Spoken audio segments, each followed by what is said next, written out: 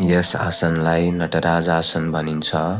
नटराज आसनलाई भगवान शिवको नटराज रूपसँग सम्बन्धित आसन पनि मानिन्छ।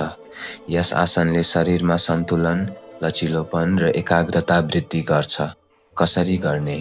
स्टेप 1, सिधा उभिनुहोस् र शरीरलाई स्थिर राख्नुहोस्। स्टेप 2, बायाँ खुट्टा बिस्तारै उठाएर पछाडि मोड्नुहोस्। स्टेप 3, बायाँ हातले टेको दिएर बायाँ खुट्टाको टोकामा समात्नुहोस्। स्टेप 4, दायाँ हात अगाडि तान्नुहोस् र दृष्टि सिधा अगाडि राख्नुहोस्।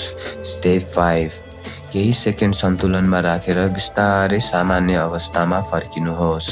स्टेप 6, उस्तै तरिकाले अर्को खुट्टाबाट पनि दोहोर्याउनुहोस्। फाइदा: सन्तुलन र ध्यान शक्ति वृद्धि हुन्छ। ढाड, जाँघ र छाती लचिलो र बलियो बन्छ। पेटका मांसपेशी टाइट हुन्छन्।